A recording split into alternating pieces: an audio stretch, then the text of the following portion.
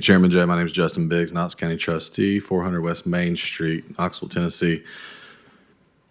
I'm going to be as brief as possible. We have a large line upstairs, and our satellite offices are booming right now. So we're definitely doing well, and getting back up there is nice. I like to meet our taxpayers. So we're extremely happy. We're extremely grateful for our business with First Bank. We do have a good, favorable rate with them. It is the new contract since February the 1st, 2026 that went into play, 3.52%.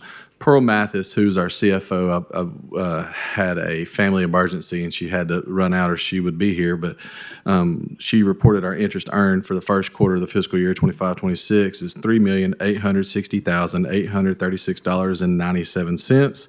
That's for all accounts at First Bank, our master account, our ICS sweep, our ICS savings. That's also LGIP. That's also Smart Bank. It doesn't include our ARPA account. If anyone wants the ARPA account and things of that nature, I can email it to you separately or to Drew if anybody would like that. On the ARPA, are we allowed to keep the interest on the ARPA money? We keep it, but sorry. It's not at the First Bank. Right. It's not at the First Bank level, but we do get to keep our interest. Okay. Yes, All right. sir.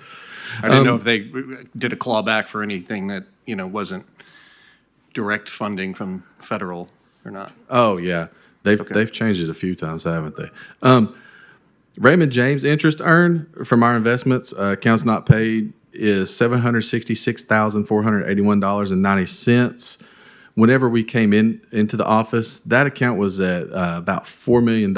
And whenever we are on investment committee, we talked about trying to get that to the $50 million threshold. I'm happy to finally announce it. It took me a little bit, but we are now at $50,400,000, and the average yield on that account is 4.11%. It did take some time, but we got there, and I'm very pleased with that. Coming close to the deadline for 2025 taxes and collections, they're looking great. Our delinquent collections are up, and our past dues for $1.3 million. As of today, $216,758,877 in current 2025 taxes have been paid. Can you remind everybody the deadline for paying taxes? Yes, sir. That's going to be February the 28th. We've decided to actually open for a half a day on Saturday at our downtown branch and our Farragut branch. So if people have questions or they want to come in, we'll actually be open on Saturday, downtown and Farragut on the 21st and the 28th to accommodate the public if they want to come in. Thank you for that reminder. I don't think I had that in there. Collections for tax sale 25 so far. We've broke $5,303,280.04. We had to move the date for the tax sale out a little further. It's now June the 2nd.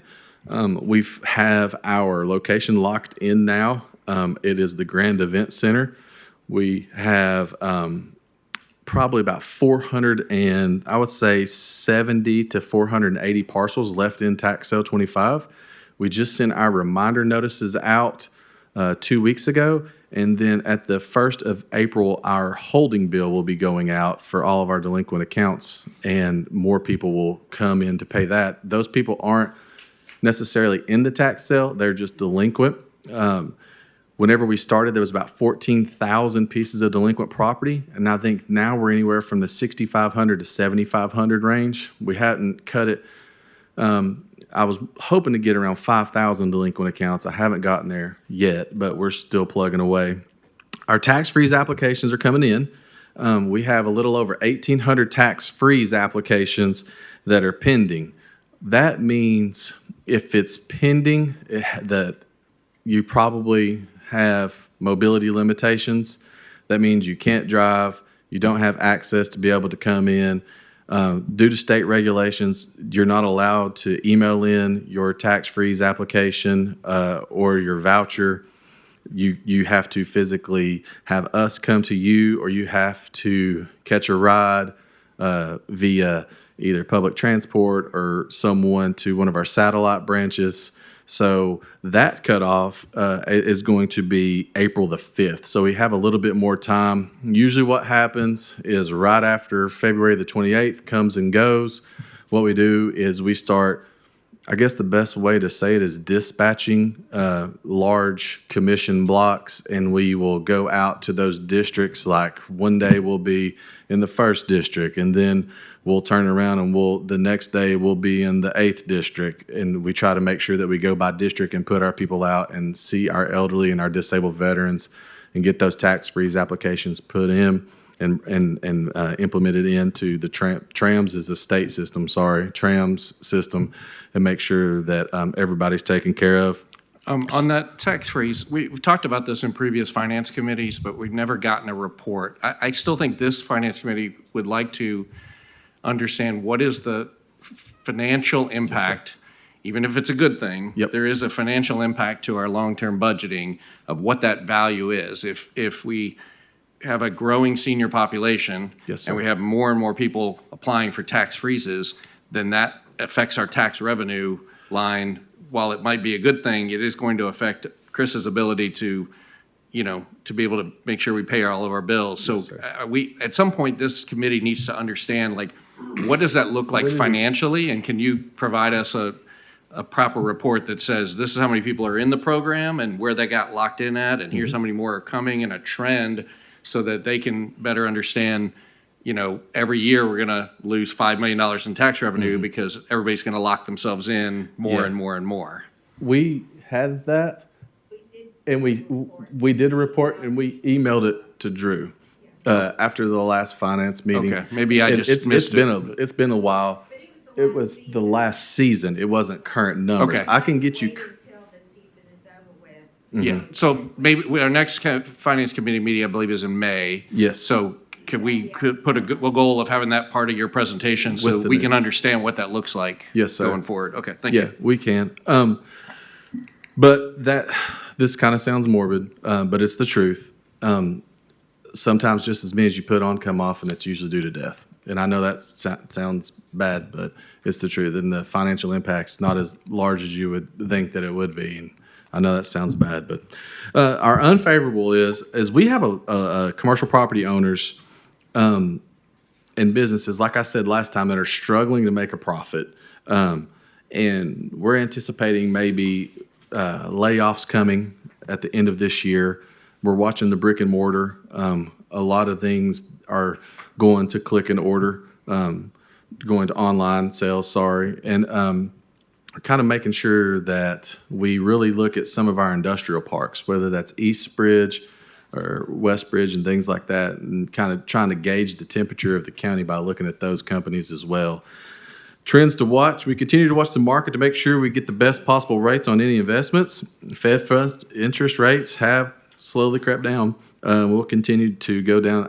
We anticipate for the next year, Stephen Rosen with Raymond James. I can't say enough good things about him. He's highly intelligent, always leads us and guides us in the right direction. That $50,400,000 that we have in the portfolio, Stephen, if you haven't met him, I would encourage you to just come and take a gander at one of our investment committee meetings, because he goes above and beyond for us. And he calls it bedside reading, because he will email you 5 or 6 times a day just to give you data. And I would encourage everybody to just come up, meet Stephen, listen to him talk about our investments and the shape that we're in Knox County. And I think you'll see that we're in pretty good shape when it comes to investments. Does anybody have any questions? Yeah. Yes, sir. Commissioner Rawls? Is there a possibility to, if you can do it, then please send it. If you can't, then it's fine. But is there a way to know the amount of applications in the districts? I could probably give you the amount of applications per district. I don't know if the state will allow me to give you the names. Yeah, I don't need the names. Okay. Yeah. I just need. You're I talking just about the wanted tax-free program? Yeah, the Freeze? tax freeze. Okay. Yeah, the Freeze. I could get you. Now it will be April the 5th is the deadline. By the beginning of May, we have to have everything submitted to the state of Tennessee. It may be like Chairman Jay said in the May area for the brand new ones. That's I can fine. give you previously older data, but some of those aren't going to be in the 1st district anymore. But I can, I can do it and just give you a roundabout number of what Okay. area. because I pushed the program this year, but I Yes, just sir. wanted to see, I wanted to get an impact per, by the district. to Yeah, see. no, I appreciate it. I will say that I know my time's probably up, but I do want to say one more thing before I go back upstairs. I just want to tell you guys, I was on county commission, and I know sometimes you guys get a really hard path ahead, and a lot of times, no matter what decision you make, you're going to get somebody negatively blown back on you guys, right? It's not you can always make 50% happy, 50% mad, almost with every single decision. So I do want to say something. Last week, I went to see a lady out off of Harris Road. She's 82. She lives alone. She's in a wheelchair. And she told me, she said, Justin, I wouldn't be able to stay here if my property taxes weren't frozen. The week before that, I was in Farragut with another lady, and she is a widow, and she told me I couldn't stay here. So I hope you guys feel good, because with that tax freeze implication that you guys did, it's helped so many people that truly needed it. And I'm super grateful for that, just because you guys have had such an impact on it. Anytime I'm out speaking, I hope you guys know I actually never take credit for that. I literally say you can thank your Knox County Commission or commissioners for that. Because you guys did that. You put it into place. I've just got the opportunity to connect the dots to let you know that it was available. So I just want to thank you guys from the bottom of my heart, because this year alone, I've seen such an impact that it's had, and it is a breath of fresh air for them to be able to afford Christmas presents and groceries and medicine and stuff like that. You guys have had such a positive impact, so it's not all bad. There's a lot of good. So thank you guys so much from our team to you guys. I really appreciate it. Thank you very much. Thanks. Item number 8 on our agenda is a report from our finance team. Mr. Caldwell, would you please come and identify yourself for the record? And you have a printed version of the digital version with you as well. Yeah, we passed out for you all the budget workshop agenda, and then also just the summary schedule.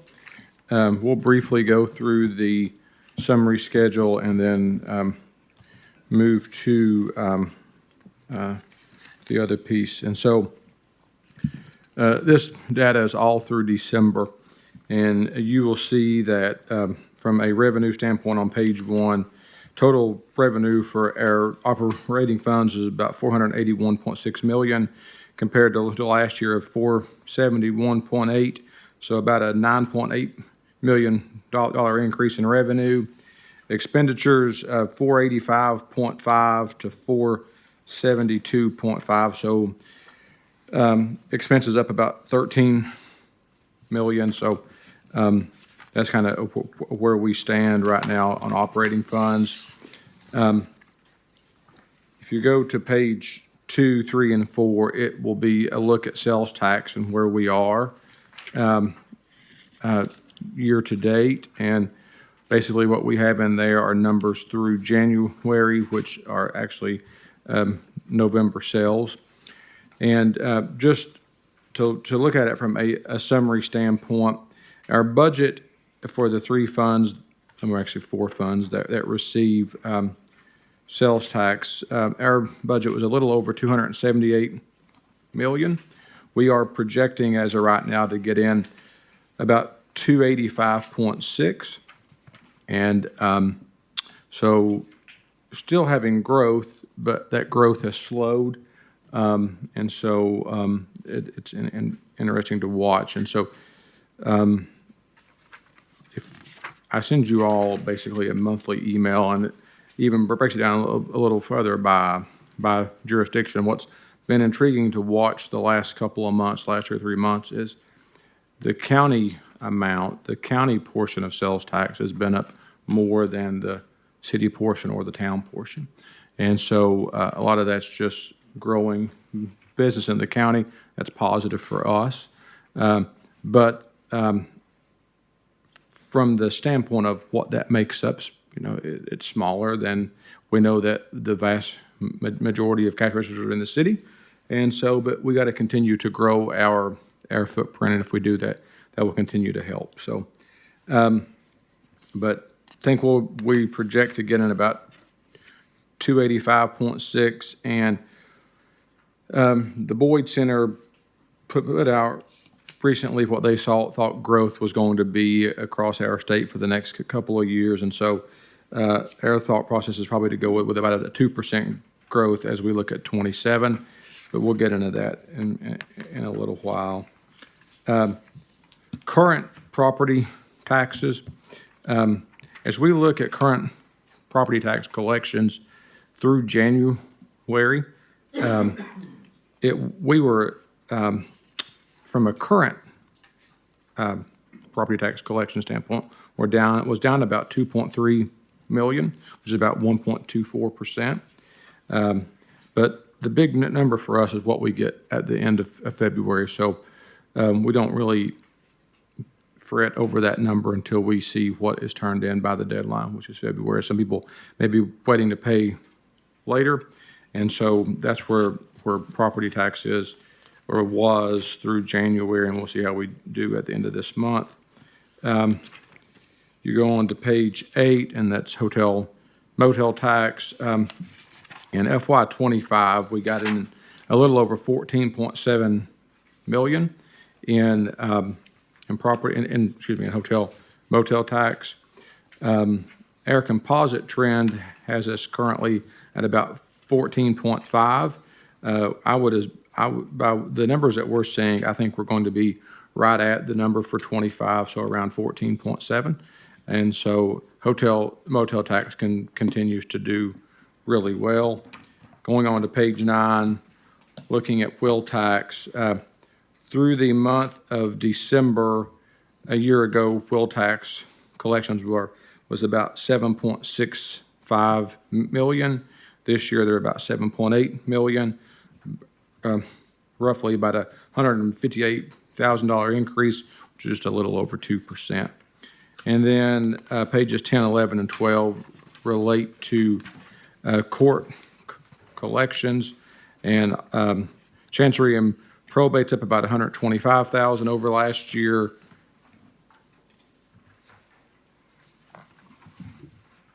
Criminal and Mike Hammond's office, criminal and sessions, up about 253,000, and circuit and civils up about 143,000. So all three of those are going well, and so revenue. Can I ask you about the court real quick? Recent report came out that said that our county has the highest need for additional judges and additional courts to be able to handle the caseload. Has that trickled down at any point to I mean, I don't know how the process works to figure out, the action items of getting more judges, more courts, which would obviously affect both our expenditure budget, but also the revenue side, because if you could process more cases, you could certainly have a greater offset. Yeah, agreed.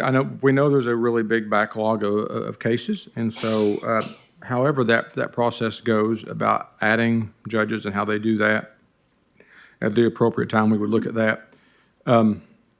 If it's more on the state side, that's a state expense from a judge standpoint. The only judges that we pay for are general sessions. Everything else is paid through the state. And so depending on where they want to add, it may not have an impact on us from an expense standpoint, but could help from a revenue standpoint. When do we know about action items? Is that There's a comptroller report, so I don't know how that goes. I'm assuming, would to defer this to Mr. Book.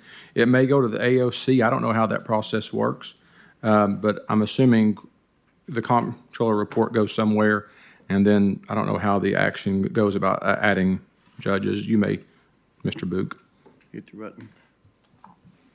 You're correct. All that information goes to the administrative office of the courts. They then send what they have to the comptroller, who then whispers in the ear of the legislators. Now, once we have those numbers, and I think most of it's in the general sessions area, that we may need another chancellor. It's pretty busy up there because Chancery gets all the domestic cases that are overflow from Fourth Circuit. But it's up to the AOC in the state, but we do have to be concerned about general sessions judges. Does that answer your question? Yes, thank you.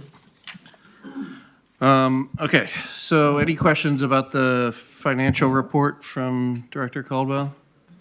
I'll turn over this next section then. We're going to move to agenda item number, a question about this, Commissioner Frazier? Thank you, Mr. Chair. And it's kind of a general question in relation to just providing some insight to the proposed legislation regarding property tax caps and how that might impact us locally.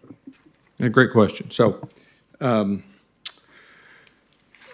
so a couple things. I was at a meeting on Thursday with my counterparts from around East Tennessee. So for finance directors around East Tennessee, and this was a topic of discussion. So if anybody hasn't saw, there is a proposed bill in the General Assembly that would limit local city and counties raising property taxes annually. I think it's inflation plus 2%. What's that impact? And so has a really, the biggest concern that I have is anytime we issue bonds, we're issuing bonds with the full taxing authority of the county behind them. So the bond covenants say the full taxing authority behind these bonds, so bond holders know that they can automatically get prepaid, right? That there's no limit on what you could raise in order to pay back bondholders. So there is a concern that if the General Assembly passed this bill, that it breaks our bond covenants with our bondholders, right? So anybody across the state who's issued bonds or will issue bonds, it would break your covenants with those bondholders. Why is that important? One, since one of the people that buys all of our bonds is Ron McPherson, he could get upset, right, because there's no backstop for him at that point, and call all the bonds, right, say, I want to be paid right now, right now. You all said you had the full taxing authority behind you. Now you don't. I want to be paid now. Okay, that's $700 million, right? That's a lot of money. We don't have the ability to pay that. That could happen, right? It also has an impact. It could potentially impact bond ratings, right? And so anytime we have a ratings call with Moody's and S&P, it's do you have the wherewithal to raise taxes if need be? Then two, they look at the bandwidth that we have to raise taxes, right? So we have a AA plus bond rating, and we've got some documents on it, but part of it is that we have a lot of bandwidth when it comes to our tax rate, and so that benefits us. If you're putting a cap on that, that has the potential to lower your bond rating. If you lower your bond, if your bond rating gets lowered, what happens then? You may know. Price goes up. Higher interest rates, right? So then we're going to be paying more interest cost. But if this were to pass, we don't have the ability to raise taxes to cover that expense, right? Up to a certain point. And so it was funny. At this conference, not conference, it's basically a roundtable discussion that I was at.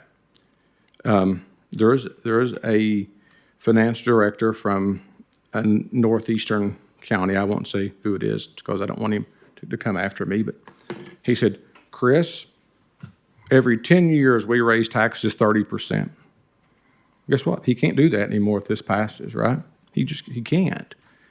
He said, we choose to do that rather than do 3% a year, okay? So if this bill were to pass, that takes that away. What everybody said in that conference on Thursday was the same thing that I've said is going to happen.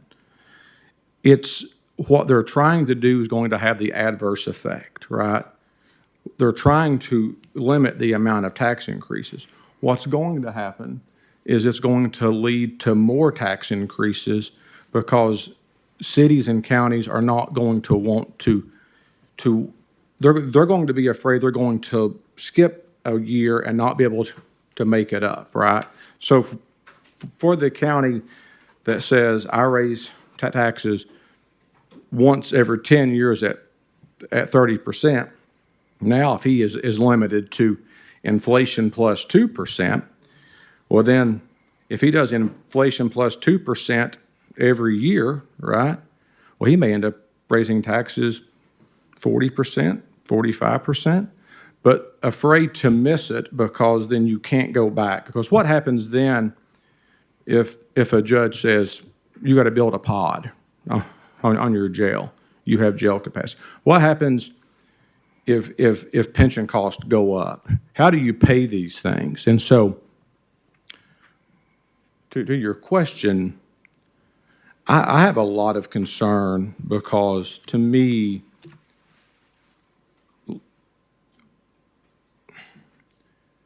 mayors and commissioners and council members are elected to make these decisions.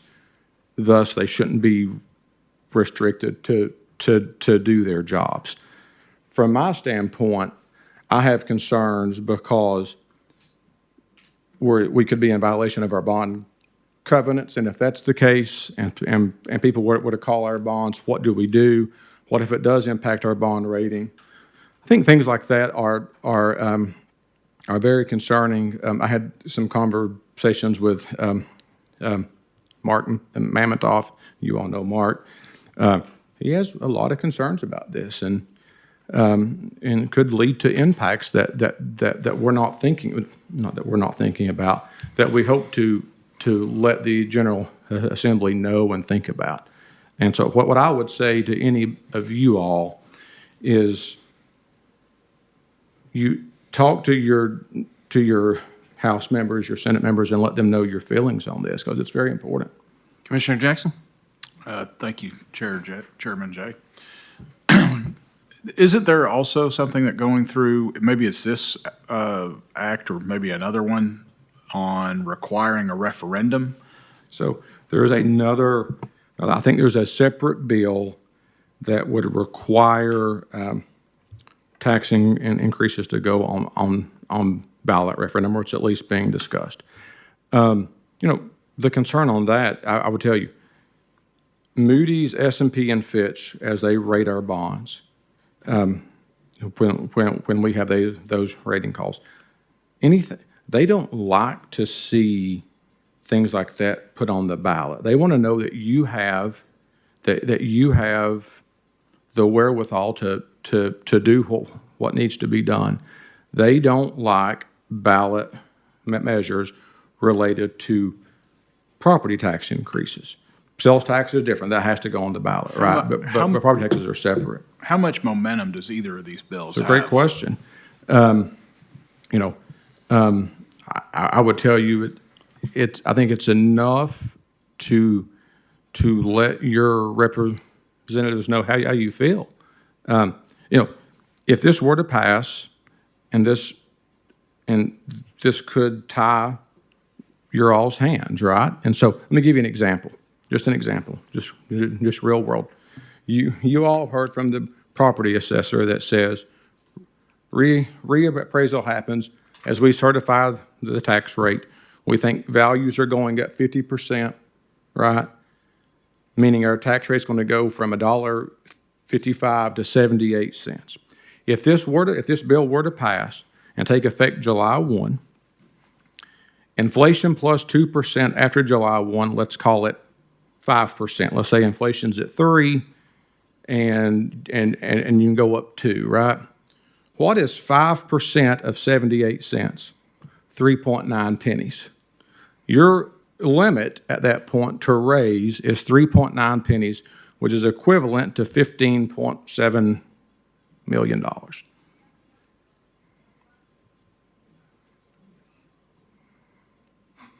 So, It's big. I mean, it can have it has a huge impact on cities and counties that have been really conservative and not raised taxes. It has a bigger impact on them than the cities and counties who've raised taxes, right? And so, listen, take away your feelings on taxes. I don't care, right? But to tie the hands of locals, to me, is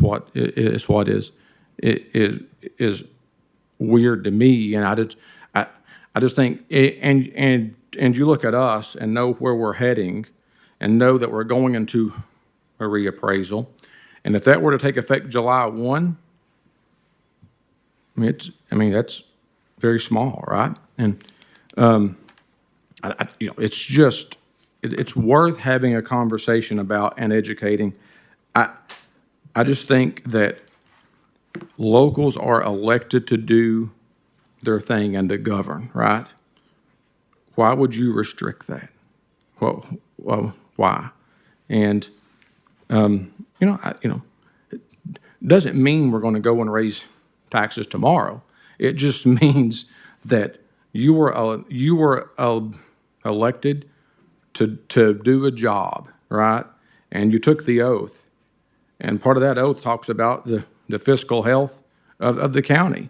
If you are restricted from doing that, why are you here? I mean, it's a fair question. I just don't think it's necessary.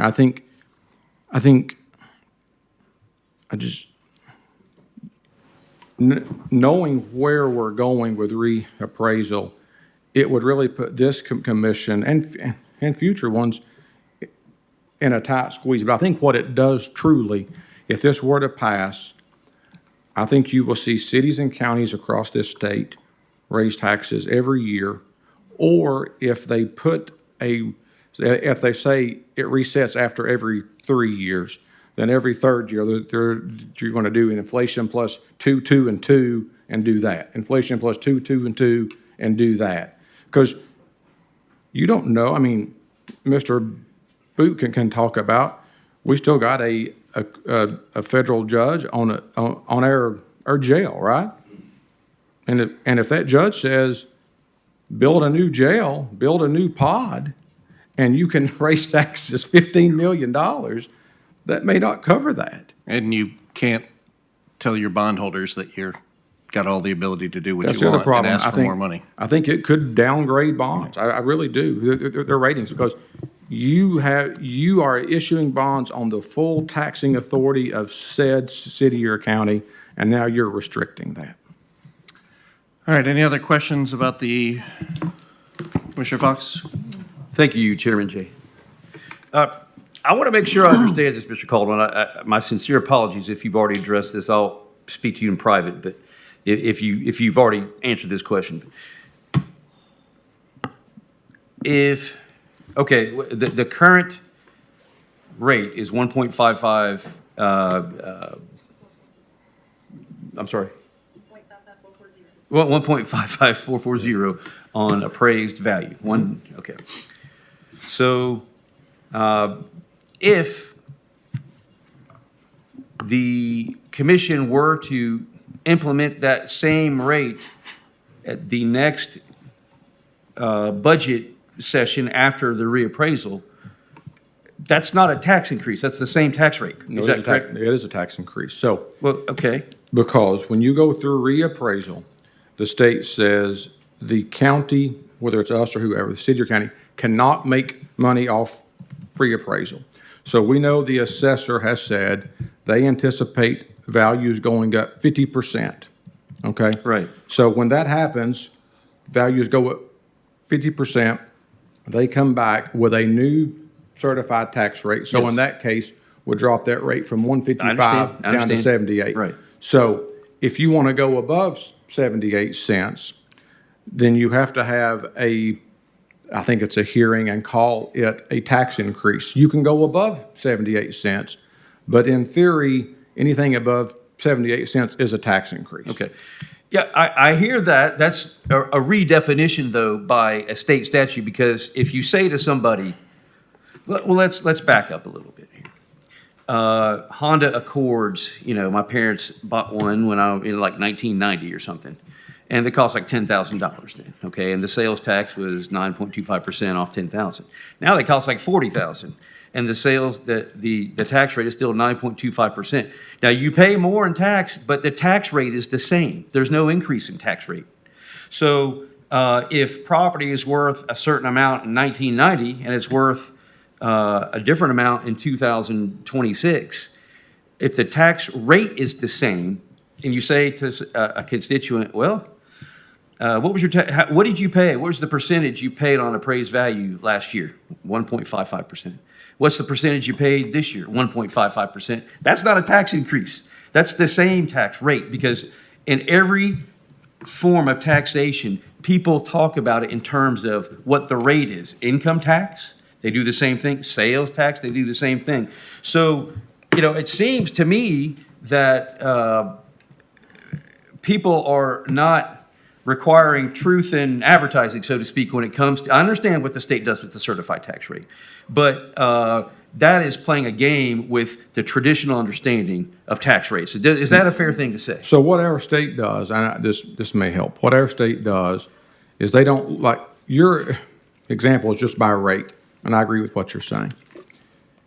How they choose to look at property tax is based on the total tax roll. I understand, yeah. And so they're looking at a value, not a rate. Right. Thus, that's why they say that a city or county can't make money off a recertification unless they're calling it an increase.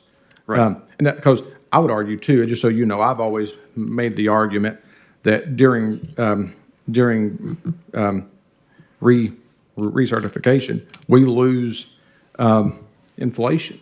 We don't get to capture inflation. So we actually lose money every time we go through the reappraisal. But it's just how the legislature some years ago passed a law on how they view the reappraisal process. And unfortunately, they don't agree with you. What they're saying is by the aggregate amount collected, you can increase it. Yeah, I understand but really what they've done is they've contorted the meaning of sales tax or tax increase, and because and I understand why. I think when they implemented this, like, unscrupulous people were artificially inflating the value of properties to make money off. But at the end of the day, they have redefined the meaning of a tax increase, because to me, it's if your tax increase or if your tax rate was 1.55% last year and it's 1.55% this year, that's not a tax increase. I understand what you're saying. And Yeah. I think a lot of cities and counties over the years would do it like you're doing it. Say, if you adjust it for inflation, your tax rate's actually lower than it was whenever, right? So I think there's a way you can look at it that way. You just got to follow the state law in doing that process. So, I mean, Commissioner Fox, can we wrap up this? Because I want to get one more question, and we got to get to Yeah. the rest of our agenda. Yeah, okay. How do we need to advertise? How do we need to market this so that people understand that, let's say they got a tax cut from 1.55% to 1.1% or something. I mean, that should be considered a tax cut, not a tax increase. I would say this, we will go through recertification in August, okay? So the assessor will bring you the new certified tax rate. I will let you all know well ahead of that what the process is to change that, if so be. And so I think it may be something that we want to discuss more in June or July, to say, okay, as we go into setting a new certified tax rate, we can have the law director there, we can have the assessor there, we can go through how that process works, so you all can understand what they require you to do, but then you can also be thinking, as a group, what you want to do. I think it's fair. Yeah, okay, thank you. Good questions. It's actually down, if you go back to the debt presentation I did in November at this committee meeting, it'll show in 2000, our rate was $3.23 per 100 of assessed value. It's dropped 53% to where we are today. So it goes in line with the discussion we're having. And I think it probably warrants a pretty decent workshop for us to sit around and really have this discussion in full. So Commissioner Thompson, I'm going to have this be the last question for Mr. Caldwell on this, and we're going to go to the budget workshop. Thank you, Mr. Chair. No, I just wanted to make a comment that when the county commission across the state got together, I think it was last week, and that committee actually voted to oppose this for the very reasons you gave. So it was unanimous. I would assume they would, and probably the ACM would, which is the Association of County Mayors. I assume TCM's opposed to this. I just think if you look at what your job is to do as a commissioner, then they're limiting your job, and I don't think it's necessary. I just want everybody to know that. Yeah. That No, collectively it's we good did- information we did that they vote. all unanimously did it. I mean, to Mr. Caldwell's point, if that's the case, then the state should just run every county. Right. What's the point of having us? Yeah. I mean, I think we're all on the same page there. Good questions. All right, I'm going to turn this next section over as we move to item number 9 to Commissioner Frazier and to the team and the finance team to walk through our budget process. Commissioner Frazier. Thank you, Mr. Chair. First, I want to also say thank you. This was the budget workshop for the continuing ed series that we had to cancel during the our little ice storm. So Commissioner Jay reached out and said, hey, we can include that in the finance committee. And so we're going to start and get through as much content as we possibly can today with the time allowed. And then if we need to reschedule that additional time, we will do that. And we'll try to get everyone there together and finish up. So Director Caldwell, Jennifer Bodie, Mr. McPherson, thank you all for being here, and I'll turn it over to you. So you have a handout in front of you which just says Budget Workshop Agenda. We will start down this road. Stop me at any time and ask questions.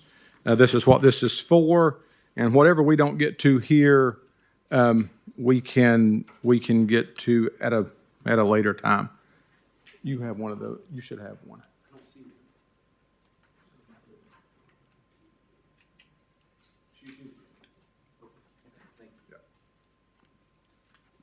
So these pages aren't numbered, but I'll just kind of go through them as we go. So the first 3 pages, the first two pages after. Mr. Caldwell, if I'm reading this correctly, you're going to kind of review where we are today with our fiscal 26 budget, and then you're going to talk about the process to head towards our 27 budget. That is That's kind of, correct. it's like 2 pieces. There's Thank 2 you. pieces, and we'll go through a little bit of everything, just so you know. But the first 2 pages there, you will see it's entitled Fund Allocation FY 26 Budget. I think this is a really good sheet from an informational standpoint.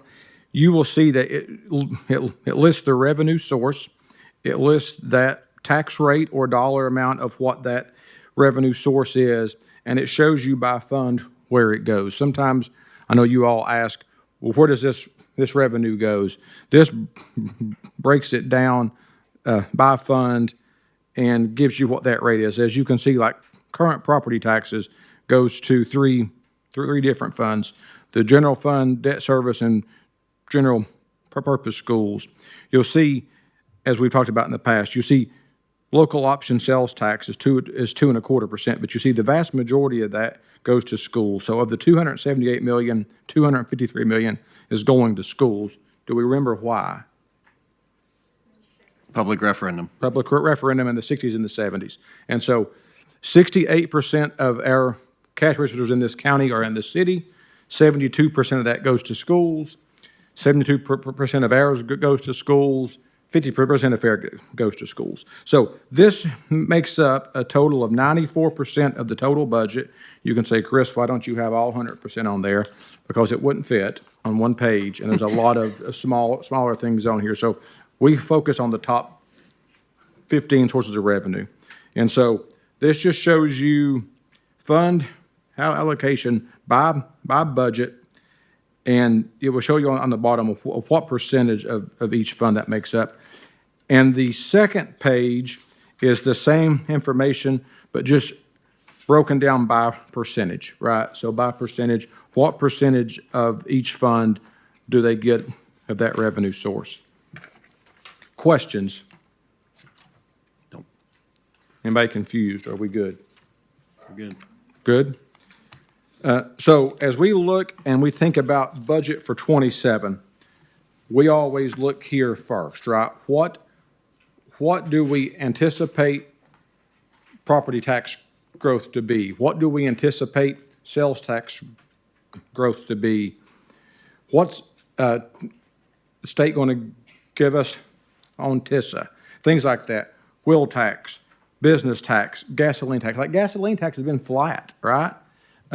Which is bad if you're EPW. So if we often talk about our paving budget. It's really bad if gasoline tax is flat because it leads us to not be able to pave, right? And so that's where we are. Let me say this as well. We talked a little bit a minute ago about Andy was asking about the tax rate and how, great questions about as we go through reappraisal, how's that process working? How is that not considered keeping your taxes the same? Great questions. Let me just say this. As we prepare the budget for '27, it is on the same rate. So it's on the 155. You do reappraisal after that budget. So then you adjust your budget after the fact. So just know as we go into FY '27 budget, we know reappraisal is coming, but it's not happened yet, so we don't account for that yet. Let's turn our attention now to excess fees. That's the next page there in your packet.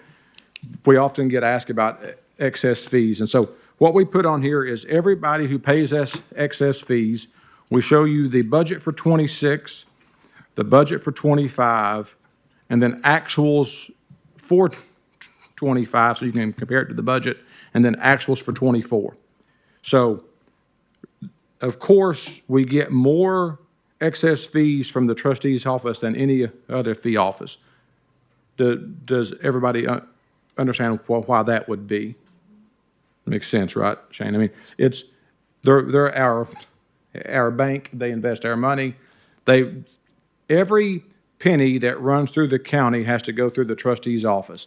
And by state statute, they get a certain fee off anything that runs through there. But then a lot of that's turned back over in excess fees. I will tell you, going up, the register of deeds will fluctuate based on what? Does anybody want to guess? Real estate transactions. Which is driven by interest rates, right? So interest rates go down, there's refinancing, so then they're really happy because then they get more transactions. Interest rates go up, it's just the opposite. So any questions on excess fees? But all this goes to the general fund, so all excess fees is paid into the general fund. The trustees. Turn your microphone on. Yeah. Commissioner Rawls? The trustees' fees, the additional amount. So there's the county money that flows through it. It's banked, it receives interest, then that comes back to us. A lot of the interest, just so you know, it comes back in interest income. So it's tracked separately and is paid to Knox County Yeah. schools, and 911, I think it's a piece of it. It's on this first revenue Yeah. sheet as So- interest earned. Interest income, anything they invest and make interest on, it's separate from here. But when, in their transactions around the tax collection, et cetera, if there's fat, right, they've made money, does that go into a special pot for them? But that doesn't come to the county. So what happens is this, they have to pay, like any fee office, like you just gave an example of, those fees are first used to pay their salaries and benefits. Then anything above 3 months is paid over to us as excess fees. So by our charter, they get to keep 3 months of reserves to pay salaries and benefits. And then anything else is turned over as excess fees. Thank you, sir. Make sense? That's every fee office. I know I'm right when David is shaking his head at me, so I know I'm doing good, so. Commissioner Jay? Oh, sorry, Commissioner Hill? Sorry. And just for clarification, as you said, or as I surmise, each of these courts, they set their own budget, they set their own salaries, they set their own number of people that they, So, yeah, so it's this, two things. They are contractual services and supplies are in the county budget, just so you know. So it's very small. But their personnel budget is up to them, and they turn that over either as a salary suit or a letter of agreement. You can do either or. Here's what I would say to you, and I'll say this before, and I think David will agree with this. 99% of the time, if there is ever a challenged salary suit or letter of agreement, if the mayor refuses to sign one and you go to court, 99% of the time, the courts rule with the elected official so long as they have the ability to pay. Because they view them as having the ability and the knowledge to know what they need. So as long as they can pay it, oftentimes it's, but now you can negotiate, as we saw a couple of years ago with the mayor and the sheriff. So there are options there, but no, they do have the ability to set their head count. I will tell you, Charlie Susano's the oddball, and you can tell him I called him that. He's the hybrid office. He has a little bit of both. Some of his office is just by letter of agreement, but one of his offices, juvenile, we cover those salaries. So he's the oddball. So his juvenile court clerk budget is covered by us. so it behooves us to elect people in these offices that we trust to be very fiscally savvy also. For sure. I mean, I think ultimately they get to run their offices as they see fit, but it's important who's in there. Yeah, thank you. Also, if everybody can put your cards in your microphones, if your card is missing, see Drew, but it would help us keep a track of everyone. All right, continue on. I had sales taxes as a bullet next. I don't really have anything as a presentation. I was just going to say that we have saw sales tax start to level off. We expect 2% growth in sales tax in FY '27. So as you see a budget for '27, you'll see about 2% growth. Now, we get a lot of those numbers from his father and also the Boyd Center. So we really rely a lot on that expertise as we look at growth from year to year. And they have said they anticipate seeing continued growth in the state of about 2.4 to 2.6%. And so we usually are a little conservative and we just go with 2%. So the next page in your packet is this thing right here, and it says 2025 aggregate base tax report. I can thank Linda McGinnis in the trustee's office for this. This just shows you, this is the total tax roll that I referenced to you a minute ago. And so when the state looks at tax roll and they look at reappraisal, that's why they don't want you making money off reappraisal. But what this does show you is our total growth in our tax rolls year over year. So you will see in 2023, our total tax roll was $306.3 million. You all see that number? Then you look at 2024, that number is 307.577. What happened then? Do you all remember? Property tax ratio, all right? That's when you see no growth for us. So all of our growth was eaten up because the ratio had that impact. You see that so keep in mind, I should say this too. When you see tax year 2025, for us, that's fiscal year 26. So what they call 25 for us is fiscal year 26. So as we're in the middle of fiscal year 26, we're anticipating about $9 million worth of growth in the tax roll. And historically, we collect a little around 97 or 98% of that tax roll in year one. So We anticipate, as we get through the end of February, that we will see really good growth in that current property tax line, which helps the funds, a lot for the general fund and general purpose school fund and debt service fund that rely on property tax, okay? So as they will then prepare next year, tax year 26, which will be fiscal year 27 for us, that's what you all will be talking about next August when we talk about a new certified tax rate, okay?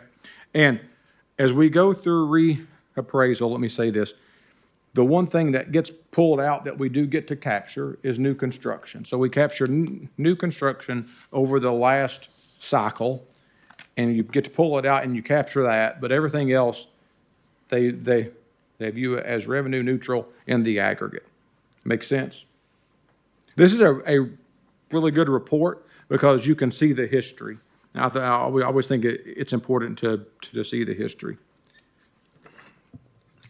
So I have on here next, and we'll see if you all want to do this or not. I was thinking about this more in a sit-down session, but how to calculate property taxes. Do you all ever get asked questions how to calculate property taxes? Mm-hmm. So do you know how to do it, or do you want me to try to show you how to do it? So let's say the average home in Knox County right now costs $400,000. I know it's not exactly that, but let's just go with that number. So write down for $400,000 on your sheet if you want.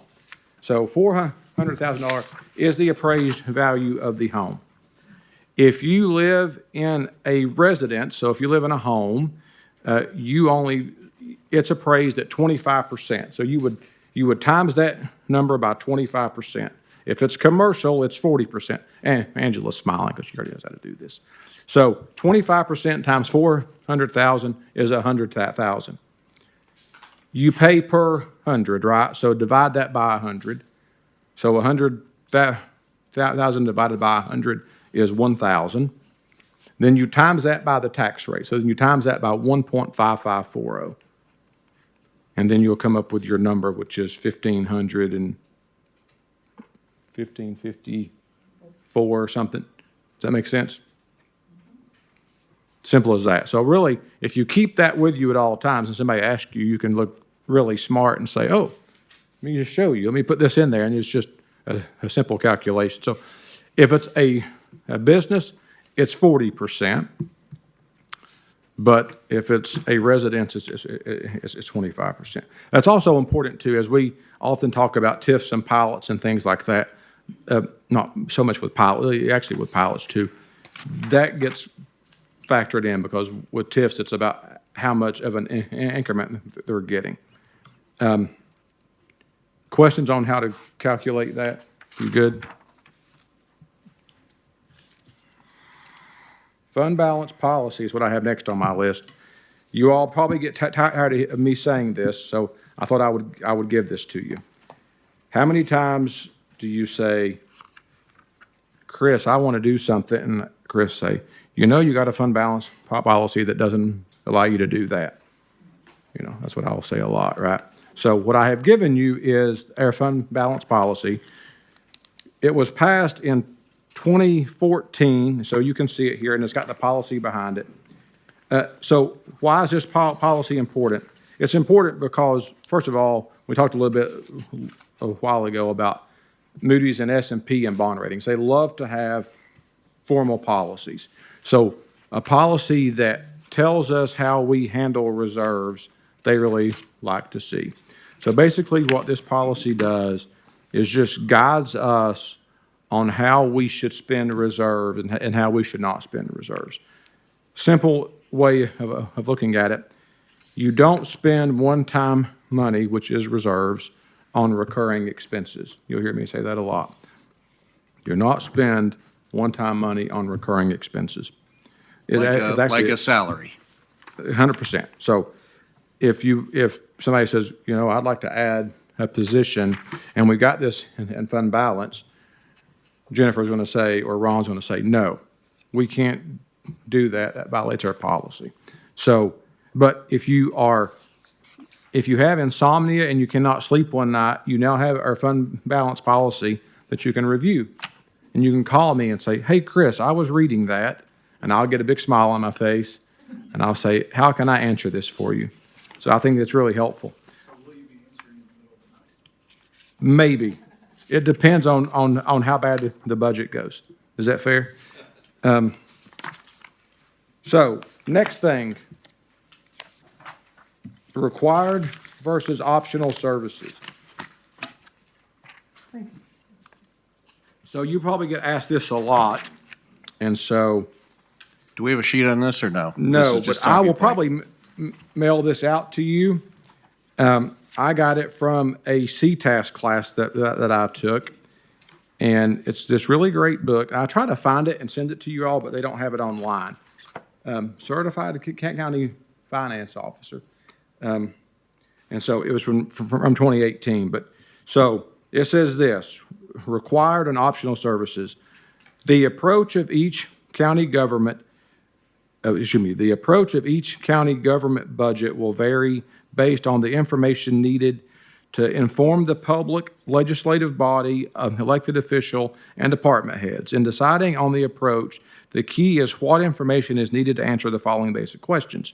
What services are needed to meet the mandates of federal and state governments? What services are required due to the demands of your local citizens?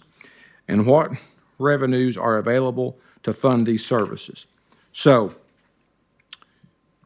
the required services that the Tennessee state statutes require counties provide the following services: education, emergency management, courthouse, including fee offices or fee officials, growth management policy, health department, law enforcement, including jail, medical examiner, roads and bridges, solid waste, which is convenience centers only, solid waste, storm water management. That's the required services. Education, emergency management, courthouse, growth management policy, health department, law enforcement, medical examiner, roads and bridges, solid waste, like an interlocal agreement for batteries, use motor oil and tires, and storm water management. The following services are optional: airport, ambulance service, animal control, 911 system, fire protection, incinerators, industrial development, mass transit, planning, Port Authority, recreation, sewer system, support for nonprofit or charitable organizations. Sewer system is Sewer optional? system is optional. Water system, and a workhouse. Workhouse has probably been a word from years ago, David. I mean, so, now,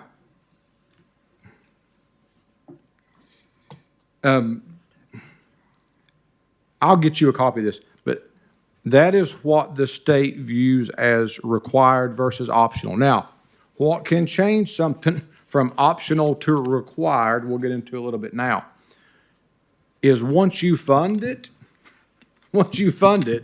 going back is often hard, right? And we'll get into some of those. So. Yeah, please after- send us a copy of that. So after asking the basic questions mentioned above, the dialogue below usually follows. What is the purpose of the program, service, or activity? How will the additional cost improve the service? Will the benefits from the new program or service justify the additional cost? What research is available? How can we communicate this problem to the public and legislative body? This is a major issue. The keys to effective budgeting is properly communicating the problem and solution to the public. What will it cost to provide the service? Why must we raise taxes or increase the tax rate? what information can be provided that will justify a tax increase? How do we justify the increase in personnel, salaries, capital outlay, things like that? Where are the funds coming from to fund the programs or services? And so I'll say this, you notice I said one of the optional services was ambulance service. What would happen today if you said, it's optional, we're not going to do it? Would that work? No. I mean, so I think take this and think about it. It's something that we'll send out to you. So from there, we will talk a little bit about maintenance of effort, because that has an impact on things like that. You notice Jennifer never says anything. I promise you that she does to me. Like, what were you thinking, Chris? That happens a lot. So, maintenance of effort. How many people, so who here thinks there are multiple maintenance of efforts? Okay. Let's go through these. One is education. You have that one. I'm not going to read this verbatim by what it says. You can do that on your own. But let me talk about what I think about education, maintenance of effort, and what I think it means. And if I'm wrong, Ron will throw something at me because it impacts Ron. We view education, maintenance of effort as this. It's not the total budget. If anybody ever says to you, we funded schools at $700 million, we got to fund them at the same amount again, it's not that number. What number is it? It's local recurring revenue. What are local recurring revenues? Property taxes, local option sales tax, permits, fees, and fines. Is that all, Ron? So it doesn't include transfers. It doesn't include use of fund balance. It doesn't include a one-time, let's say Ron sells a building and he puts that in the budget for 27. That does not have to be included in maintenance of effort as we look at the next year. It's local recurring revenue. That's the only thing maintenance of effort with schools is. So does the state have the same MOE for the state portion of funding that comes? No. Okay. No, they're not going to tie their hands. What can make the state funding go up or down is enrollment's the big piece, right, Ron? Yes. So if enrollment goes down, state funding can go down. So a lot of that is driven by attendance. Now, since I have been here, we didn't meet maintenance of effort one time. It was in 08, 09, I think, when we went into the Great Recession and everything went downhill. Nobody hit maintenance of effort, but the state held everybody harmless. They didn't have to, but they did. Because what this MOE was put in place for was supplanting. I'm very simple. I'm not very smart. So if we put $100 into education this year and the state matched that $100 for a total of $200 in a budget, next year, if the state says, I'm giving you 105, we can't go down to 95 to keep it at 205, to keep it at 200. They make us stay at 100, so that new budget's 205. They don't want you to supplant with state funding. That's what their main goal was with maintenance of effort. That's correct. And so. And what happens if you don't achieve maintenance effort? They can hold sales tax. And give it to them on your behalf. Yeah, so they can take your money that they already have. Yeah. And say, you didn't do it, we're going to do it for you. It's the same thing the state can do if you don't meet your requirements for your retirement plans. And your bond obligations. Correct. So you got to pay bonds first, you got to pay pensions as well, and then you go from there. So Can you repeat that, Chris? Can you repeat that, what you just Pay said? first? About the maintenance of effort. Yeah, so maintenance of effort, the formula, about what it's made up of. Local option sales tax, property taxes, permits, fees, and fines. That's what we look at, and that's what the state looks at. So Ron's team will turn in a formula every year on maintenance of effort, and it's those categories. Here's what's interesting, though, and Ron will smile when I say this. The state will base it off budget, not actual. They don't care about actual. You think it'd be the opposite. They care about the budget. And so actual don't matter. It's the budget. And so you could really, not that they want to hear this, you could beat the system by budgeting wrong, knowing it's not going to come in. Not that we ever do that, we don't. But you could get around it because it's based off budget. But they don't look at actual. Now, if they thought it was off kilter, they're probably going to come. But ultimately, that's what it's based off of. And what makes it challenging, I say challenging, bad word, for us, right, is back in the 60s, the ballot referendum that said the first penny of local option sales tax goes to schools in the city and the county. That means that regardless, the schools get 72% of the city sales tax and 72% of the county sales tax. So we can't withhold their sales tax growth because it was a ballot referendum. What you can do is you can say, okay, we've increased your sales tax growth number by $10. We're going to pull that back in property taxes. You can do that, but you are, by ballot referendum, required to give them their schools tax, their sales tax growth. Make sense? Yeah. Fair? Hey, Chris, Commissioner Jackson? in the event that, the state funding went down, say, $10 million, and the county said, well, we're going to make it up temporarily for $10 million, can we temporarily make up a shortfall in state funding, or does that then become maintenance of effort? Can we, if it's with a local recurring revenue, it would go into maintenance of effort. We would want to do it as a transfer, so it So that doesn't is go into possible maintenance to of call it effort. a transfer? Correct. Okay. Yes. Commissioner Fox? Thank you, Chairman Jay. You said the 1960s referendum said the first penny. Yes. So there was a referendum in the 60s, a referendum in the 70s. Oh, okay. And a referendum in the 80s.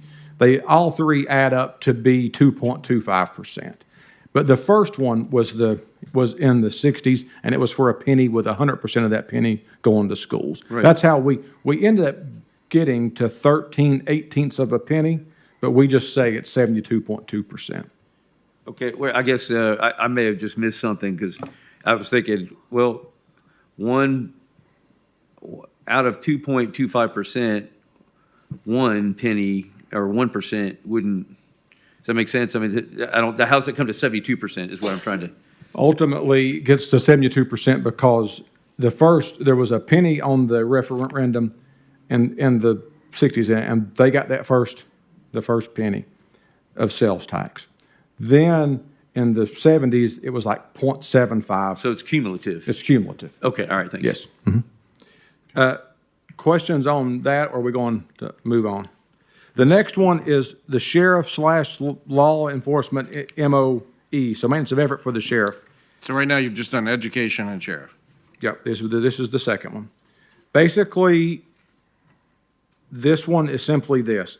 You may not adopt a budget that reduces below current levels the salaries and numbers of employees in the sheriff's office without the sheriff's consent. So basically, you all cannot impact his head count or his total salary budget unless he says you can do it. He or she says you can do it. Make sense? That one's pretty self-explanatory. Highways maintenance of effort. This one is a 5-year look. And so we have to do a 5-year report showing that we are keeping maintenance of effort on local revenues related to road expenditures. And so they do a 5-year look, and if you go below that, then they can adjust what you get in gas tax. Election Commission maintenance of effort. basically, whatever they deem they need, you've got to give them, is basically what that says, because it's by election. It's always funny, if you look at the election commission's budget, and you look at it year over year, like over a 4-year period, you're seeing like this. The reason being is it's based off election cycle. Like, there are certain elections we build the city for. There are certain elections we get paid back from the state for. There are certain elections we have to pay for. So as we met with them this year, the FY '27 budget is more like the '23 budget. So if you went back and looked at '23, it's more apples to apples.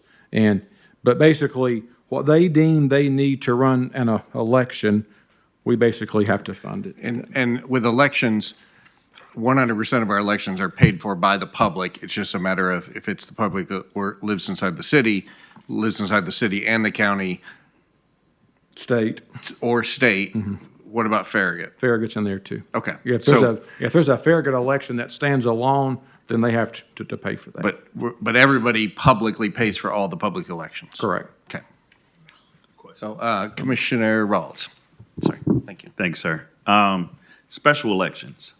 So if we're off cycle and there is a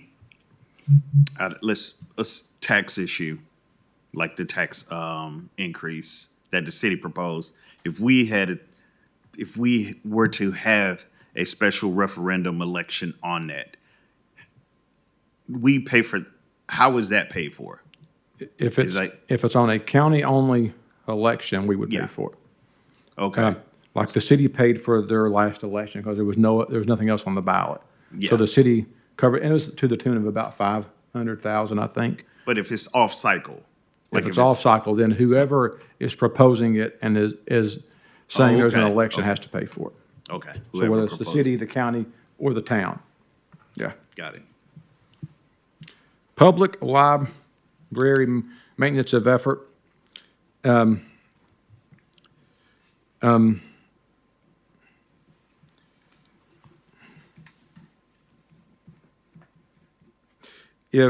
Should a county commission decide to decrease local funding to the public library and fail in meeting maintenance of effort, the county risk losing the following benefits, and you can read them there.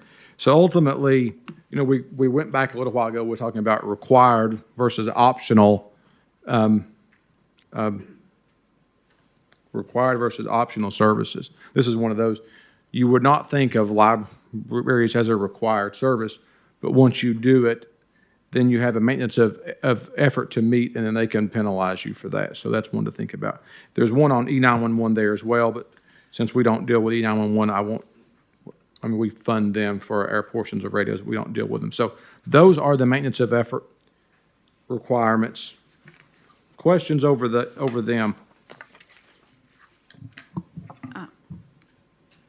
Commissioner, Okay, just to be clear, a maintenance of effort, even though many times it appears to be a raise, is not, in fact, if all that's being paid is the maintenance of effort, it is not a raise.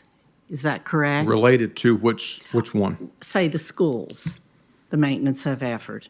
You It talking is- about like a raise for employees or? No.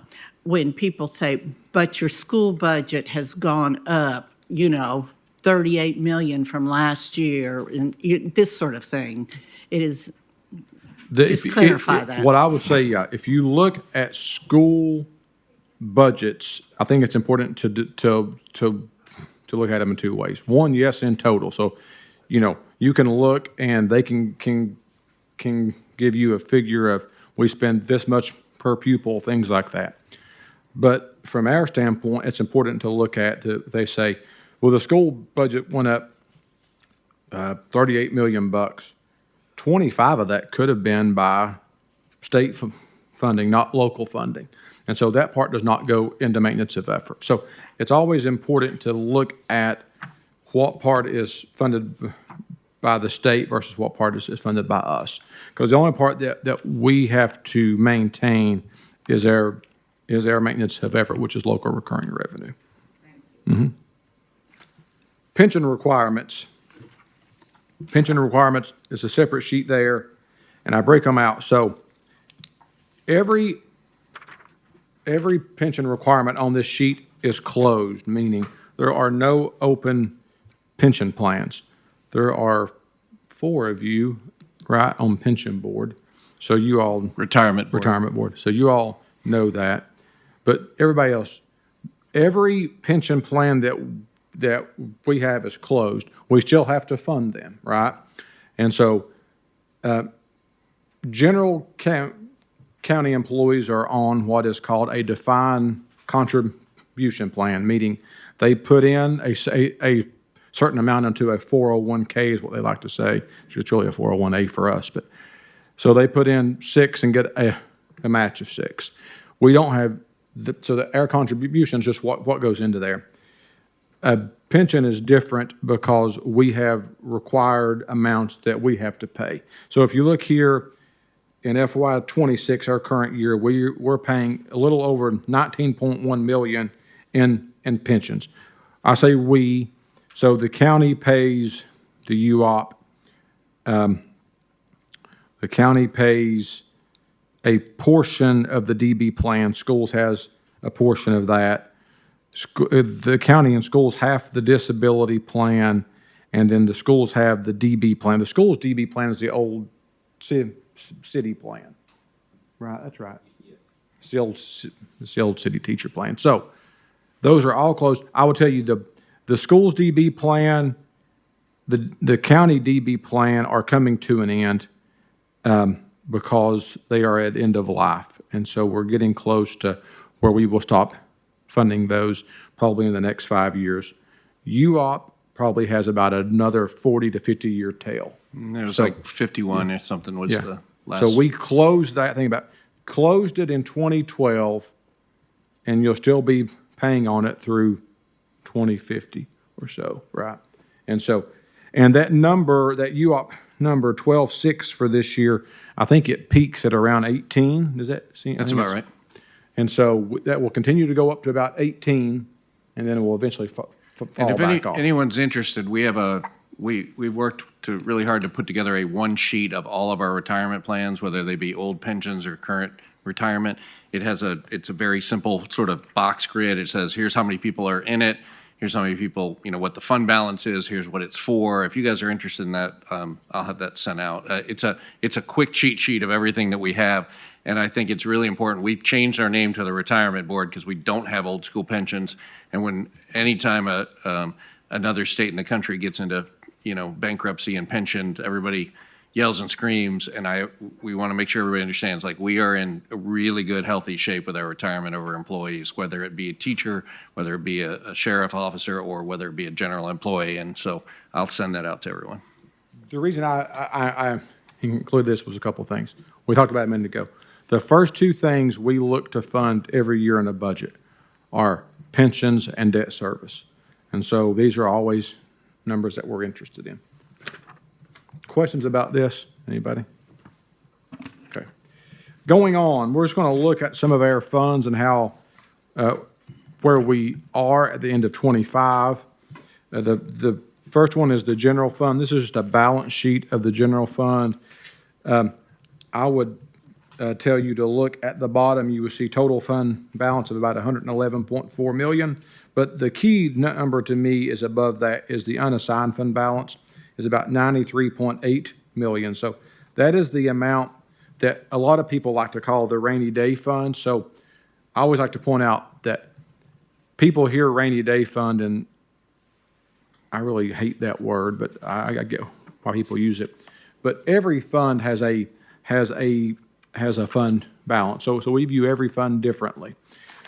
This is what we focus on, though. This is the general fund that runs the county. So our unassigned fund balance in the general fund to end '25 was 93.9 million. Your fund balance policy that we go by say that you got to have 3 months worth of revenues or expenses, whichever is higher, in your unassigned fund balance. We have a little over 4 months, but when we get reports back from Moody's and S&P, they say that our above average reserves offset our high debt cost or our high debt number. So you can't just look at it arbitrarily by itself. You got to look at it kind of in the whole. So that's the general fund. If you turn to the next page, you will see the Board of Education, and you will see the schools have got about 101.6 million to end 25. You all don't have a written fund balance policy, but you kind of go by hours. We've tossed that around multiple times. This is about 13 months of reserves. How much According do to you your have in report. reserves? No, Oh, it's probably about around 2 months of reserve. 2 months of reserves. What was in your report? It said something about, 13%, not 13 Yeah, months. 13%. 13%, sorry. So 2 that's the months. school. So as I said, that, when you think of rainy day fund, if somebody said, Chris, what does the total county have in fund balance to get to a total number, you'd have to add them all together, but we look at them separately. So the school's number is 101.6. You turn the page, and this is what we call our special revenue funds, and you will see all of our special revenue funds. And none of these will be, all of these will be assigned.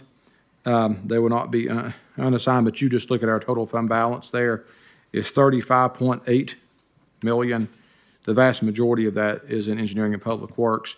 So all of our funds, our special revenue funds, we don't have a fund balance policy per se for these funds, but they have to be used for the purpose that are set before them. Chris, would an example of this be, let's say, last year it was, $50,000 was put in to fix some kind of road issue, and it actually hasn't been fixed yet, or they're waiting to do another big project later, and so engineering just kind of holds that aside until it gets spent in the future. So they may internally have a memo of going, make sure 50,000 goes to Bob's Road, but they're waiting until the turn lane's put in and the other things layered in to add that extra Bob sidewalk. So it kind of sort of hovers in here for a while. It can Yeah. also be, just so you all know, it can also be just revenue over expenses built up over time. So there can be some of that in there, but there are also some restrictions based off an encumbrance that was carried forward or bond covenants that they're doing. Questions about this?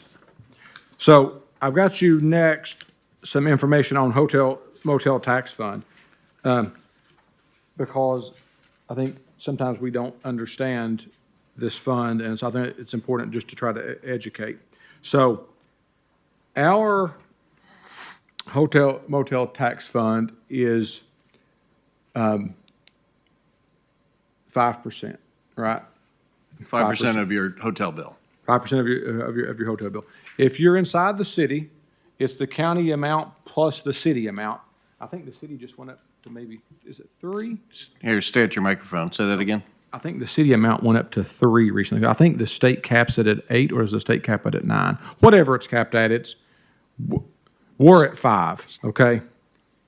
And so what I've done here. So if you is- stay downtown, you're paying 8% on your I hotel think bill. it's If you're 8. staying in the hotel in Hardin Valley, which I don't think there is one, if there was one, you'd be paying 5%. Yeah, Okay, correct. thank you. So I have prepared a sheet that I think is more simple, but I'm a simple guy. And I have put behind it our code out of our county code that talks about how this money has to be used, okay? And so, but I'm going to stick to my sheet because I'm not an attorney and I get confused. But, so, of the 3%, so you go to the left-hand column, of the 3%, 2% of the 3% has to be used for the direct promotion of tourism. So we use that for what? Visit Knoxville. Visit Knoxville, great job. So that's 40% of the total, okay? 1% has to be for 50% to the city, 50% to the county, and it's got to be for tourist-related grants, retirement of tourist-related bonds, That would be the tourist-related convention center? facilities. Go ahead, I'm sorry. Would that be the convention center? So, The retirement of tourist-related bonds? yeah, so you go, so do this. So then you go on down and you see 2%, and that total 2% is for the retirement of bonds and things like that. So you take a portion of the 1% of the 3% and then the 2%. So you get the 40% is for tourist-related facilities, whether it's acquisition, construction, equipping, operating. So we use that, right? So when we think about that 40%, we use that to operate the East Tennessee History Center.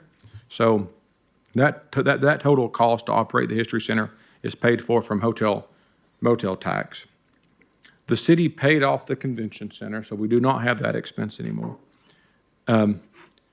We pay it, the stadium for sure. So the bonds on the stadium. Some to the zoo. Bodie, what am I missing? So just things that are related to that. I think it's about all. And then, so that's 40 and 40, and then 10% goes to the city, and 10% stays at the county. So those 10% has to be used for tourism-related grants or things like that. So that's tourism-related expenses. Now, listen, we have gotten creative, right? And we got approval from the state, but like we paid for a water line at Watt Road, right? So we did that. We have paid for turfing the fields at, is it Carnes? That's Wait, go back. $2.3 We million. paid for the Waterline Route Road because it supports infrastructure related to tourism. That's the key. So we made the case that this water line was going for this tourism-related sports park, and we wanted, without the water line, the park doesn't happen, and the state said that's an allowable expense. That's fine. And so we can do that on things. So we have talked about, we did the turfing of the sports field. You could, we think, and we get approval, but we think if you were putting in a sports park per se, and you had to improve a road to get to said sports park that was going to have tournaments that was driving people from out of town, you could pay for that road. We think we could take that expense and say we could pay for this road with this, and we think the state would say yes. And so while I'm saying that this is our roadmap to what has to be used, just know that if we think it's allowable, we always ask permission first. Well, we'll go to the state and say, hey, we think this. I actually call the auditors first, and then we go to the state. Oftentimes it works. And so I say that to say this. Anything that is related to tourism, I think it's things like that we can think about. But it's important, I think, to know that when we look at hotel motel tax, listen, as you've heard me say, that fund continues to get higher. It continues to do better and better, and it's got a pretty healthy fund balance, but it's got a restricted use, right? And so we know what we've got to use it for. So, but I think this sheet is helpful. If you prefer to read the 2 pages behind it, it's probably more helpful. Like Andy, being an attorney, would probably prefer these over this. I'm just not so inclined. But questions over this? We'll move on.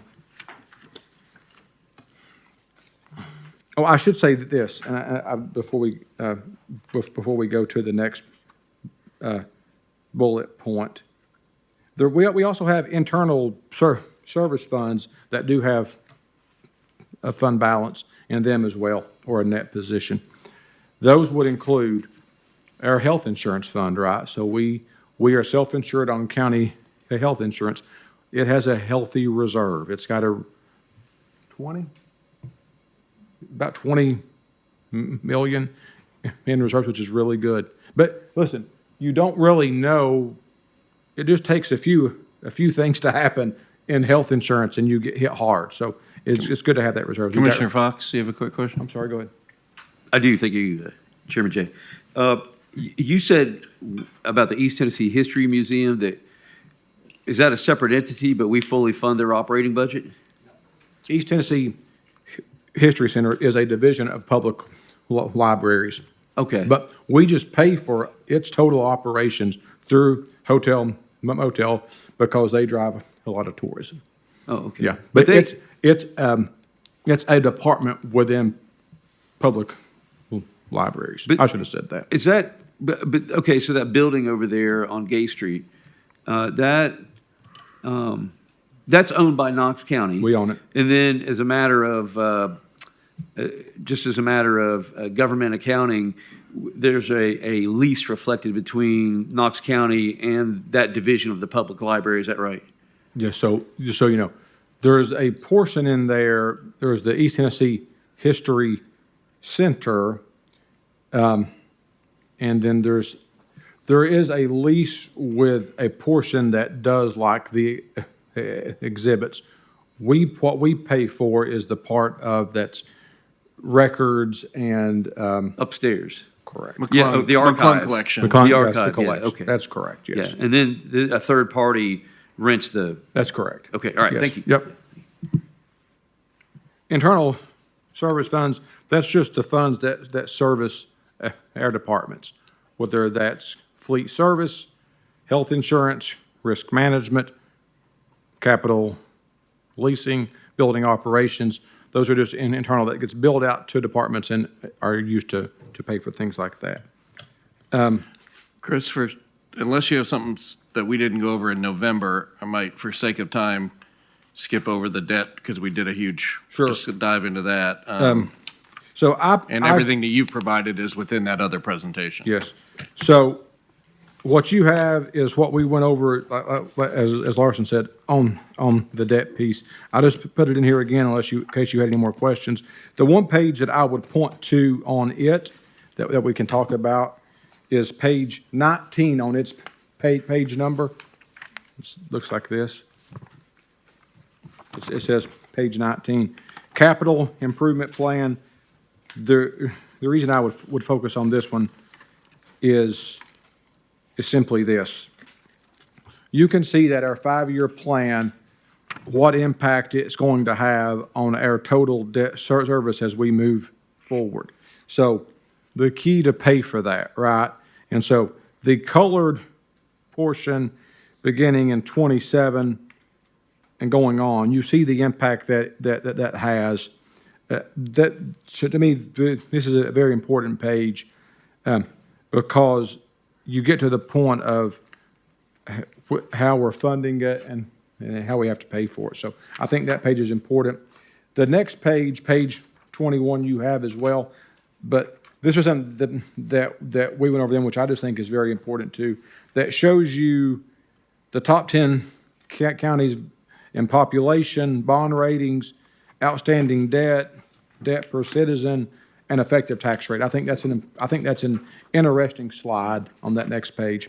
Then after that, the last thing that I have, and then I'll give you my 27 budget thoughts, is just the budget calendar for 27, how we think that's going to go and how that, some things are TBD. We got to work with Madam Chair to set dates for budget votes and budget hearings, and we'll do that. But ultimately, this just gives you what our mindset is for our budget calendar as we prepare the 27 budget.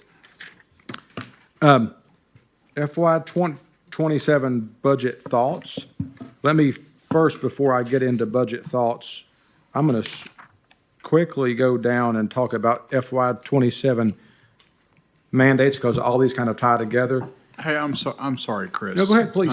Before you get on to that, kind of going back to the slide 19 that you had, just to, based on what I'm reviewing here, let me just clarify that in 2027, the upcoming budget year, we're anticipating a $10 million hole. And in 2031, we would be looking at nearly a $30 million budget hole. Is that correct? I think that's based if our revenue number stayed flat. So when Cumberland did this, it was keeping that revenue line flat. We think that revenue will have some increases because ultimately, school debt, the schools pay for. So it may come in the form of a transfer.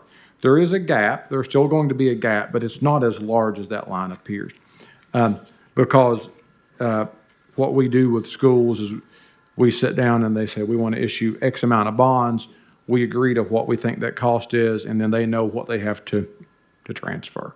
And so that was just if everything stayed flat, and everything won't stay flat.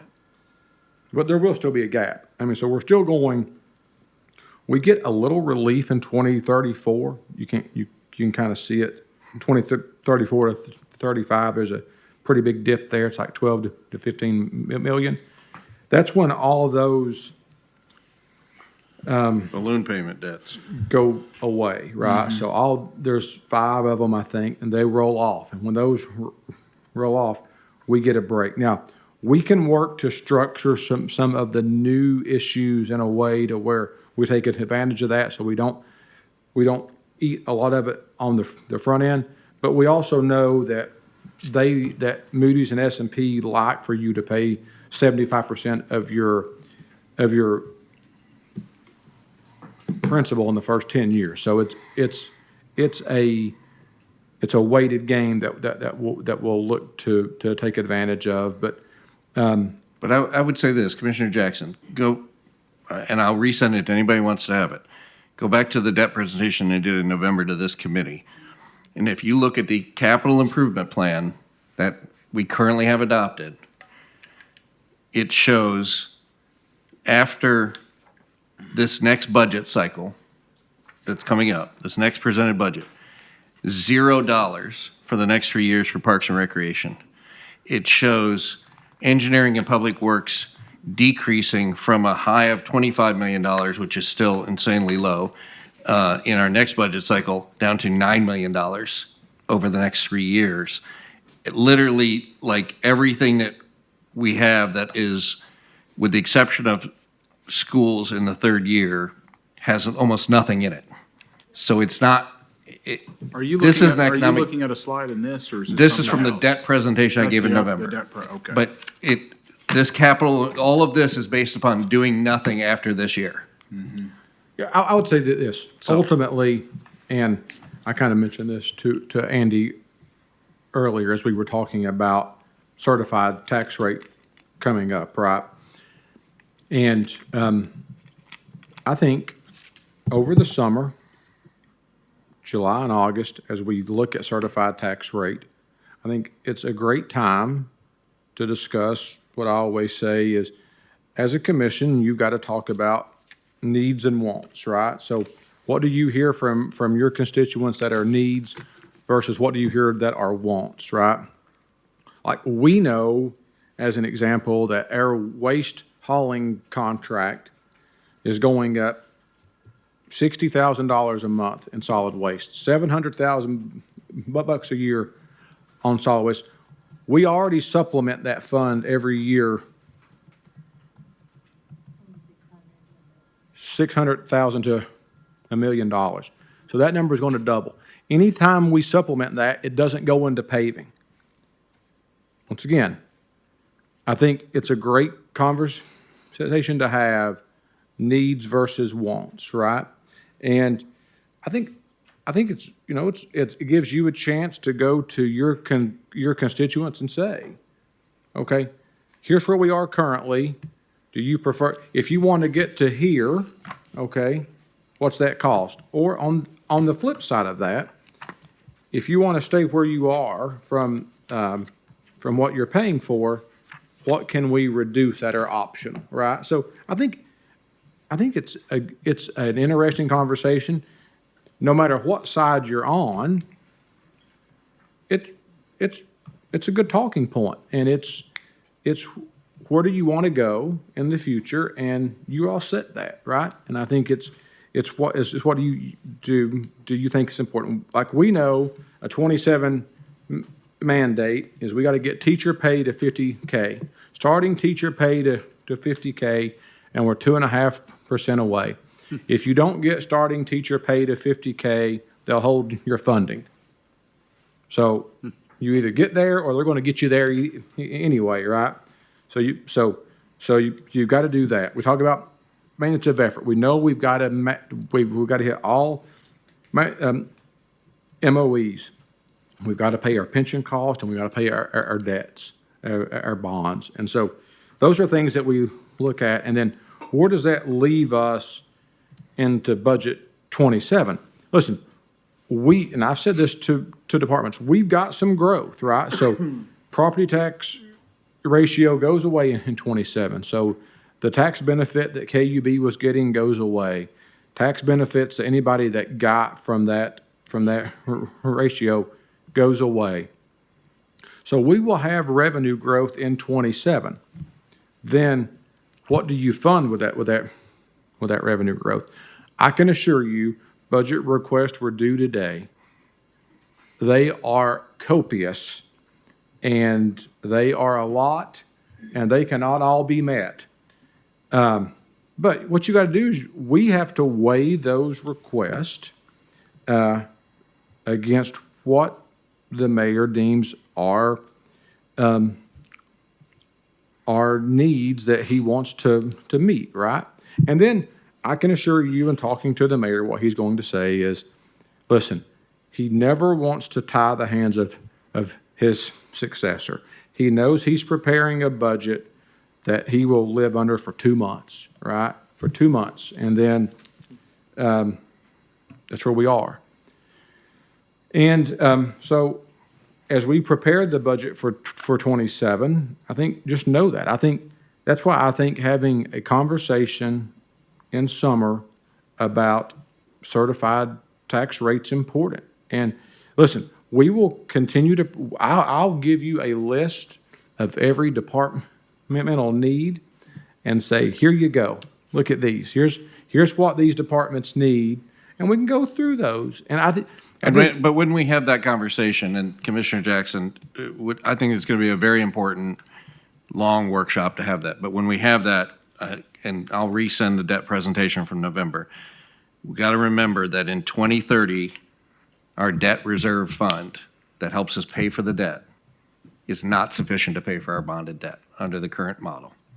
So in addition to a capital improvement plan that goes straight downhill and all the other needs of the county, in 2030, under our current model, we cannot pay our bonded debt. So we've got to have this conversation in a much bigger discussion point, and so we'll have that. But Commissioner Fox, I want to grab your last question. We got 7 minutes to wrap this whole thing up, and I know we can have more discussion as we go along. Thank you, Chairman Jay. Last year, didn't you have a series of meetings in the commission conference room where the agencies were coming and making their case to you about their budget? I thought I remember something like that happening in maybe March of last year. There was like a couple of weeks of time where I thought you had reserved meeting space at the commission conference room. I don't recall that. What we do have done and continue to do is we meet one-on-one with departments and go over requests and their needs and what we think we can fund. What we have done, and we do, once the mayor presents his budget, this budget, I will work with Madam Chair to where we'll set up, is it two budget hearings that we usually do in the main assembly room where you all can talk to departments if you all want to. The public can come and speak and all. I don't recall having what you're talking about, but ultimately we do set up meetings with departments one-on-one. Commissioner Fox, I think what you're talking about is at the very beginning of their kickoff in the main assembly or in this room, they've had sort of all departments come and let's just talk about the process. But that's sort of the finance department saying, here's the schedule, here's the process, here's how you need to submit it, and general, hey, we're going this way or that way. But I think that sort of happens back in like January or something like that. We did in I January. thought I saw last year, I saw a bunch of time reserved for the conference room, and I didn't know what it was. But the other quick question, if you can just, for everybody's benefit, explain, because we have had the certified tax rate and holding revenue constant. So where does obviously the budget does increase, so where does that come from? Properties that are bought and sold and they have a higher appraisal after the sale, and new properties have been built and so forth. Just if you could briefly go over Sure. why we have had increases in revenue despite the certified tax rate. Great question. So let me try to explain it this way. The last property tax increase in this county was in 1999 for fiscal year 2000. It took the tax rate to 336. I think it was 336. Yeah, went to 336. It was a 50-some cent tax increase, but went to 332. 332. Ever since then, at reappraisal, that rates went from I thought that it was 336 or it was 332, whatever, down to 155, and if the assessor's numbers are right, down to 78 cents. So what that does is this: you're right, we do have growth. The growth we are allowed to capture is new construction, and so we capture new construction over that period, and you get to pull that out when they do reappraisal. But for a home, as an example, any home that was built in 1999 through today, right? That's probably a bad example, but we may have got to capture the growth one time, because anything else, it just goes into the aggregate and you don't get to capture it. They view it as revenue neutral when they look at the impact on bond rating. And so I think, not bond rating, in the aggregate as it relates to the total tax roll. And so I appreciate your way of thinking about, you should look at this just from a rate standpoint, not from the aggregate. Unfortunately, they don't view it that way.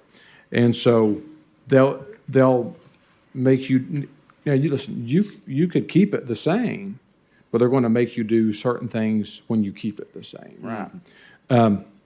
And so, but there are often times, and you can talk to some of your counterparts across the state, there are often times during reappraisal when counties, that's when they adjust their rates, because they'll say, well, if you want to continue your same services, we've got to have X, right? Because it's a difficult conversation at reappraisal, because unless your value of your house went up the exact same amount as the aggregate, your bill went up or down, right? So you may have got an increase, and you say, well, Because there's no floor, there's no correct? floor. So, we'll say, well, the county did not make any money off reappraisal. And somebody's going to say, that's a lie, because my taxes went up. And you say, well, I assure you that somebody else's went down. It's hard to explain that, right? Yeah. And so, but oftentimes what counties will do at recertification is have this conversation about needs and wants and where we are and what you want to pay for. Now, I'll say this: the legislation in the General Assembly could limit that discussion, and so because it would limit your ability on what you can do. So, I worry more on that, and I'll end with this. I worry more on that. We got one more question before you do. My biggest concern on that is the impact that it could have on our bond rating and breaking our bond covenants. If we break our bond covenants and somebody wants to call those bonds, then it's a bigger problem. Commissioner Lee? Thank you, Commissioner Jay. Quick question. Can we get a list of optional things in the budget that are not mandatory that we fund? Yeah, what I will do is I'm going to provide you that list that the state, that CTAS put out. We can try to go through our budget and say, we think this would be deemed as required versus optional. And we may could put some caveats in that, as I mentioned before. Something may be viewed as optional, but then once you fund it, it has a maintenance of effort, and then you're stuck with it. And so some of those are kind of important. And so we'll try to go through our budget book and send that out. We'll send the first thing out first, though. It'll be easier. Yep. All right, we have reached the end of our Finance Committee meeting. Very good discussion and very good information from our schools, our trustee, our finance department. Chris is worn out now after an hour and a half of continuous presentation. Really good information on the budget, and we will have budget hearings coming up, and we will certainly have a summer, I'm positive we'll have a summer workshop that'll consist of several hours when it comes to talking about the certified tax rate. So we'll get ready, maybe take a 15-minute break, and then we'll start agenda review at 3:15. And seeing no objections, the Finance Committee is adjourned.